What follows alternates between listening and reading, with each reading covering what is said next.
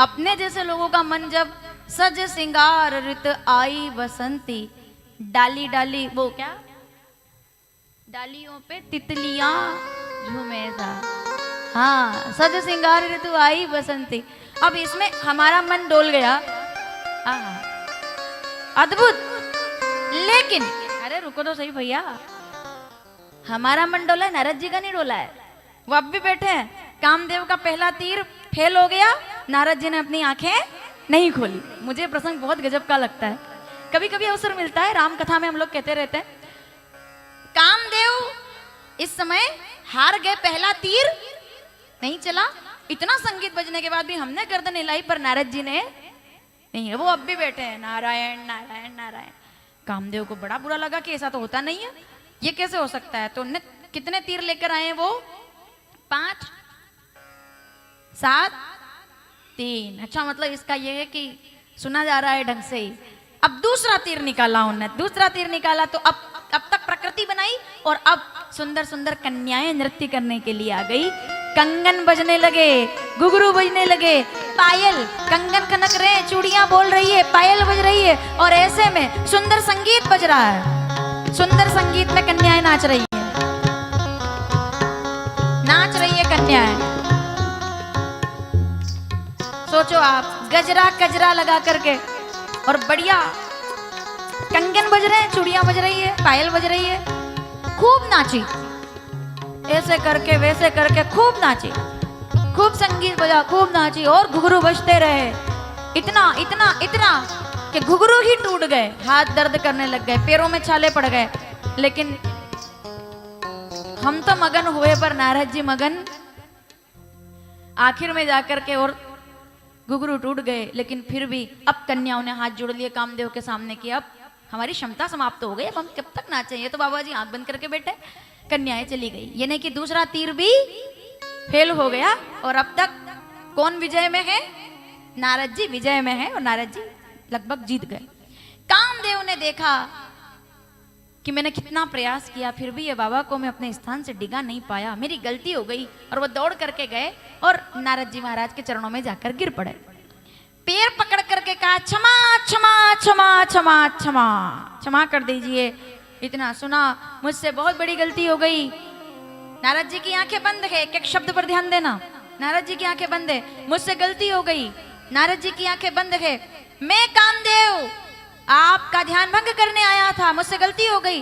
नारद जी की आंखें बंद है, मैं कामदेव मैंने बड़ा अपराध कर दिया, मुझसे गलती हो गई, मैं हार स्वीकार करता हूं। आज तक तो केवल मनोज नसावन शंकर भगवान ने मुझे जीता था, पर आज मैं कामदेव सरेंडर करता हूं, मुझे नारद जी ने जीत लिया। महान है आप, महान है आप, महान है। और नारद जी ने धीरे धीरे करके अपनी आंखें खोल दी।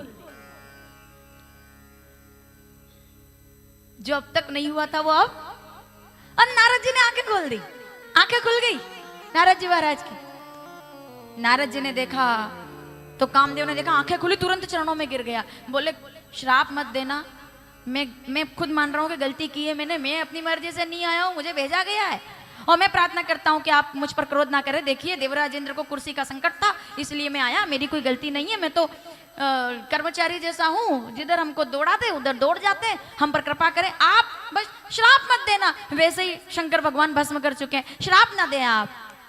और मैं एक बात कहूं, आप श्राप भी दे दो ना, तब भी एक बात मैं नारद जी महाराज आपसे कहता हूं कि दुनिया में तो कितने ही बड़े बड़े ज्ञानी ध्यानी मुनि महात्मा है, पर कामदेव को जीतने वाले केवल आप हैं। शंकर जी से भी बड़े नंबर पर आज मैं आपको देखता हूं, क्योंकि उनने तो भस्म किया था, आपने तो जीत ही लिया। यहाँ पर नारद जी महाराज जो ऐसे वैसे बैठे थे एकदम ऐसे करके, वो थोड़ा सा ऐसे हो गए। मैंने कहा अच्छा अच्छा और बोलो, खुश हो गए, मतलब वो मगन नारद जी महाराज प्रसन्न, और बोलो और बताओ।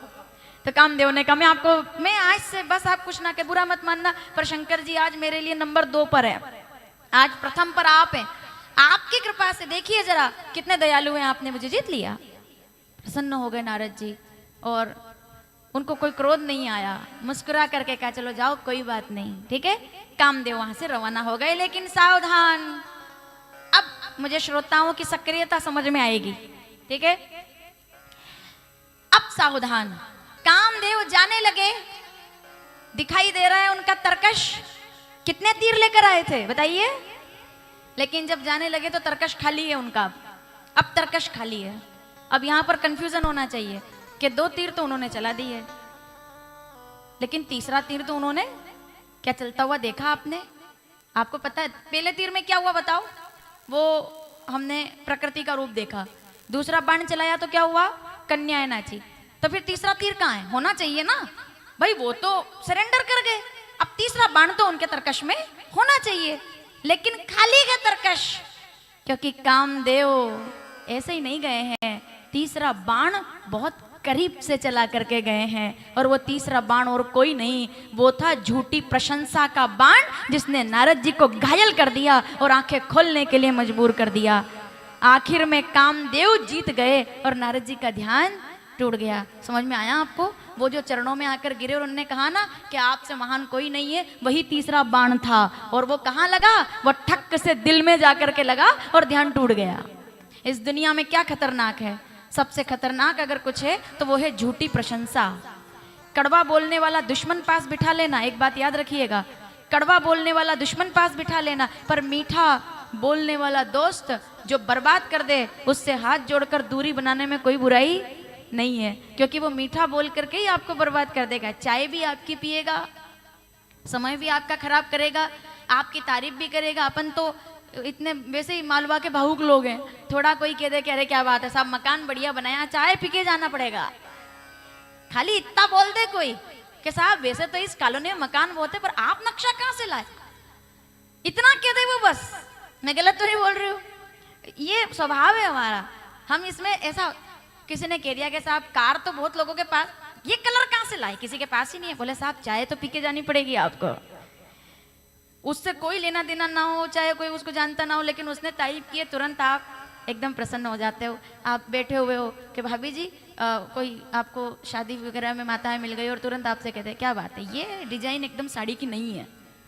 पूरी शादी में उनके ही हाथ पकड़ करके घूमोगे आप वो माता जी का कि हाँ ये माता जी अच्छी लगी मुझे, क्योंकि तारीफ की। प्रशंसा सबको अच्छी लगती है, प्रशंसा में बुराई नहीं है। झूठी प्रशंसा